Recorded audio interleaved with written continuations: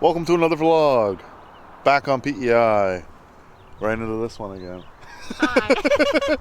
Hello. I dressed up as Anna Green Gables previously, but I didn't like the look, so. I think I have some on the dash cam, so you can check it out there. So where are we going? Well, I don't know. Where's the house? Like, In behind all this. what is that? Where you have to pay all your money. But it's so ugly. This is not like, where's the babbling brook? Like, In behind all this. oh my God. What an obnoxious travesty this is. This is the first time I've been here in a long time. When did they put this obnoxious thing here? I don't think Tourism PEI is going to sponsor this. It's very ugly. No, it's federal. And it's like they're taking up the whole place. It's like, why didn't they put a carriage house or something of the time? Something of Anne's time in there. This looks like it. Well, because it is. It is a gift shop. Why would you need a visitor center? Visitor center. The house itself is a visitor center. They explain things to you in the house, but they have a visitor center to explain the visitor center. It makes no sense. I'm very upset about this. Somebody should have told me earlier. Where do you go? You have to go through it? You have to go through it. They probably sell French fries too. I don't think Barb's iced coffee kicked in yet. She's all cranky. Well, I mean, it's just, like, what is it? What does it represent? That doesn't say anything about Anna Green Gables. Like, I don't know. I think they have a museum inside. what? Yeah, there's some kind of museum in here or something. All right, Interpretive center or something. give it a go. Open every day now.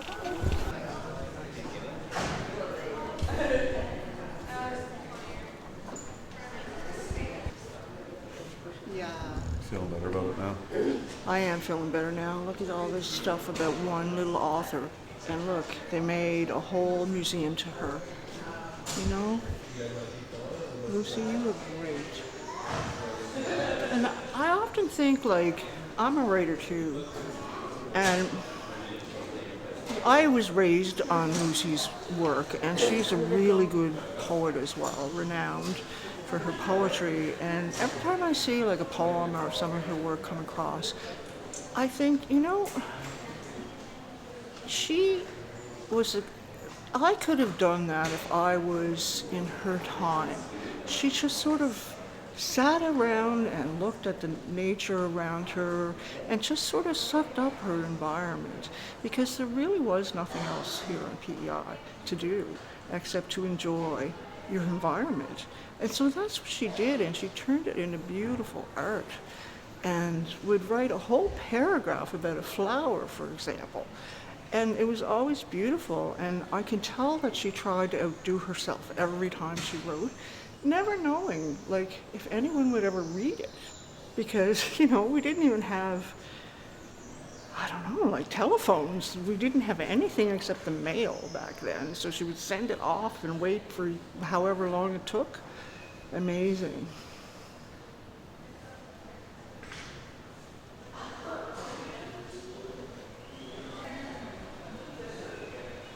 I cannot remember the time when I was not writing, or when I did not mean to be an author. To write has always been my central purpose, around which every effort and hope and ambition of my life has grouped itself. And I get that. I truly do.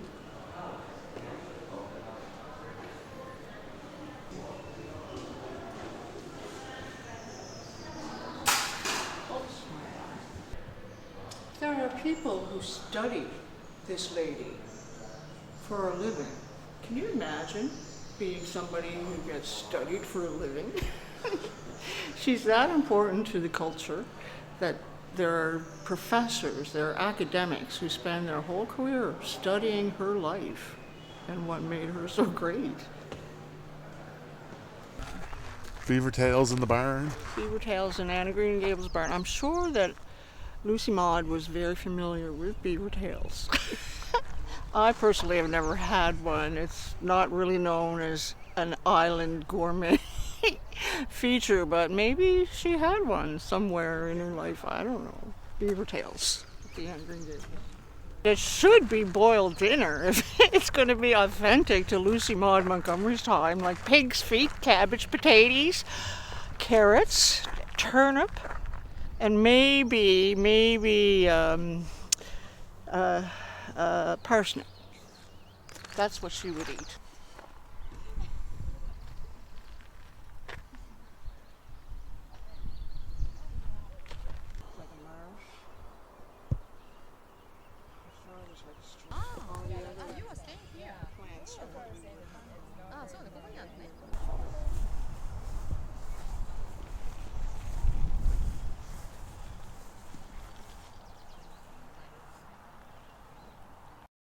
Matthew, don't touch the artifacts.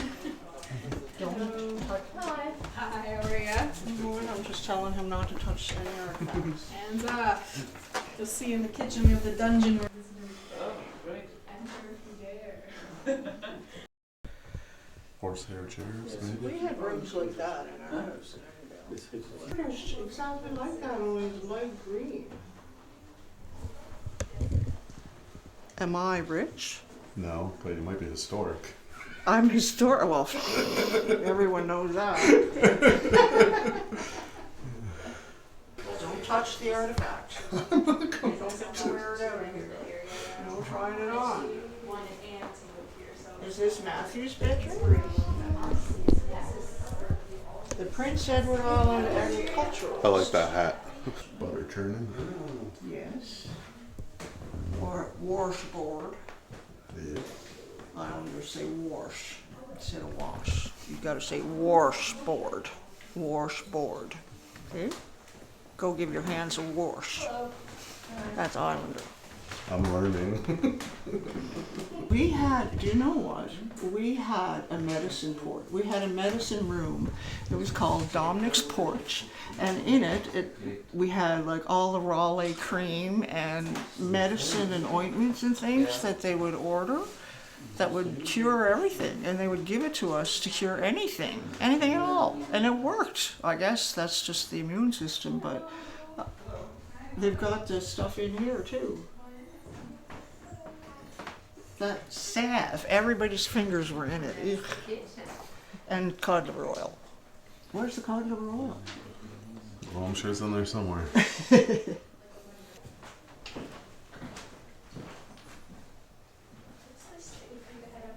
You can take one, I won't look. You are historic. We had the same bed. Well, you have to understand that my grandparents were born in the 1800s, and they just kept everything. Like, I was raised with my grandparents, so this was their stuff, and we had the same bed, and so I'm really amazed. This is bringing back a lot of nostalgia for me. That was Graham's bed. She would let us sleep with her when we were sick. She had 15 children in that bed. Anyway, wow. Recognize anything from this room? Oh yeah, like everybody had a bed like that. Look at the dress with the pots. Nice serene bedrooms though. And look, everybody had a spindle bed. We had a spindle bed. And they called those coal lamps. That lamp there. And where I grew up, I was born in 1964. And we didn't get electricity until 1960. So my brother was born in 1960. I guess we didn't get it till 1961 because the first year of his life, they had these lamps. And then the power came down the road. You know, it took PEI a long time to change. Those beds made out of hay, isn't it? It might be, I don't know. I think it is. It looks like it is. Huh. I think that's made out hay. of straw. What? Straw. Straw, hay, whatever. Softer than hay. Isn't it the same sort of thing? Hmm? Isn't A it straw similar? tick. No, well, yeah, it's similar, but straw is much softer. Hay is really prickly and it would stick in you all night, but straw is much softer. Straw is used for bedding of animals, whereas hay is used as food for animals. So it would be hopefully a straw tick, or it could be a goose down tick. So apparently I didn't know the difference between hay and straw. Hay and straw, no. And Barb has educated me because apparently she lives on a farm. Yep. Well, hay comes from your wheat plants that you eat bread from, and it's like the aftermath of it is straw, and it's flat and it's soft, and that's what they use for bedding for animals. Whereas hay is grown for animals to eat. It's for their forage, and it simply grows like clover, and it's very prickly and painful. I've done the hay many times, and anyone who's done the hay knows that you get like prickles all the way up the arms and down the legs because it's so awful and itchy as well. So I can't imagine anybody sleeping on hay, but everybody goes to bed on straw. I think Jesus was born on straw, to tell you the truth. I think he was. If you plan to sleep on a bed from the Anna Green Gables story, use straw, not hay. What was the reveal in the last vlog? Your sister said you were in it too much? Yeah, she said I talk too much and it's too much. Yeah. Sorry, Lois. You'll have to get your own weird sidekick. Well, just like the old days, most pregnancies occurred either in the barn or behind the barn.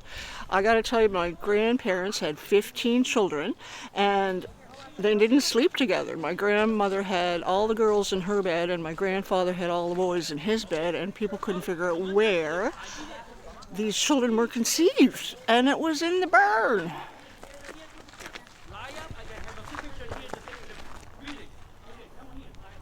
When can we buy the book? Soon, I hope. It's out there. It's in the universe. It's working its way. Access to this buggy is not permitted. Matthew. Not permitted.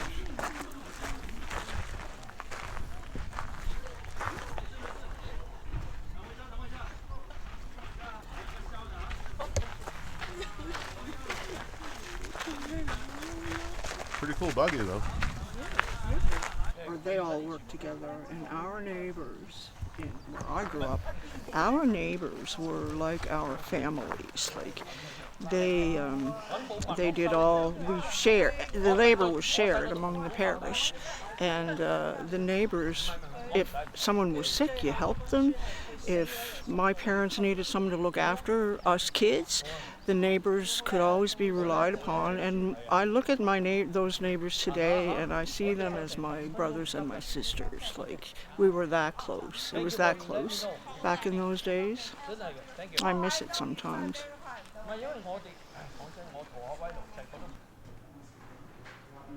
Wish come true. Oh, that's sweet.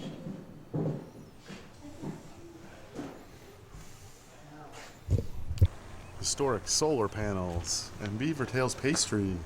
So authentic to 1819. Very authentic.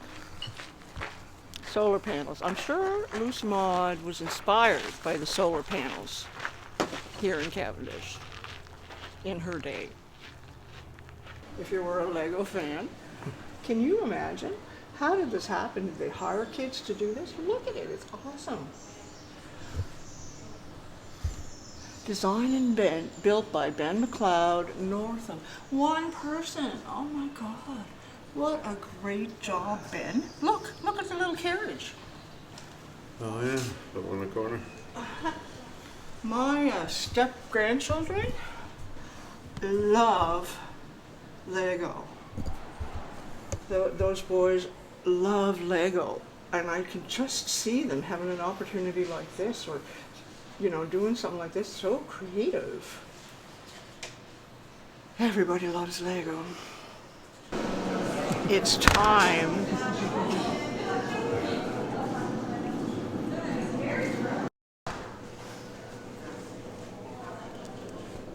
moose are a serious problem on the island. At least 0 people die every year from moose because we don't have moose. We've never had moose. Anna Green Gables wouldn't know what to do if she found a moose. But anyway, I'm glad they're selling it here. No. No. No. Oh, God, no. What are those ones with the flowers?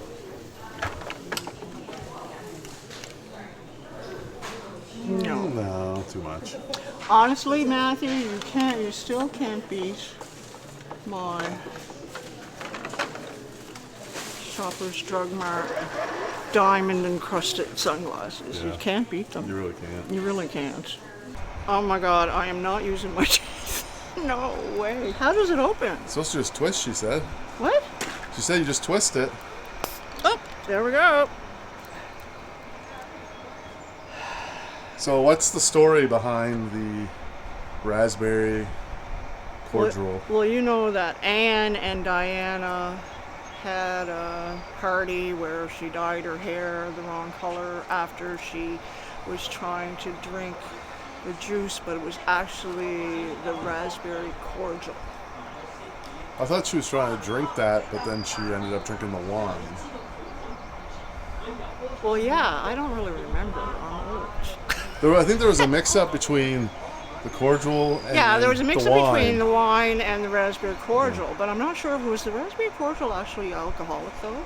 I don't know. No, I think it was. This isn't, but Yeah, I'm pretty sure the raspberry cordial was actually the alcoholic beverage that she got into okay. by accident and got drunk and then ended up coloring her hair. So I'm down with that.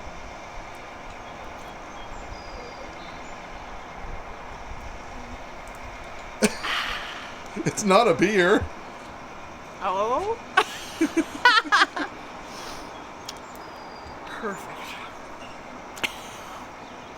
It's not a chugging contest. How is it? It's perfect. It is delicious. Although there's not much in it. Only 355 milliliters shrinkflation. So basically it's a raspberry pop. It's branded after the Anna Green Gables story. It's really good. Barb already explained it, but it is good though. I've had it before. It's refreshing. It's basically like a sweet raspberry pop soda, whatever you want to call it. On PEI, I say pop though. Don't say soda. So when I was in grade 3, we had school consolidation. All the one-room schools closed and we all went to one big school. And one of the first things we had to do was learn Lucy Maud Montgomery's Island Hymn. And we had to stand at our desks every morning straight and sing, "Fair Island of the Sea."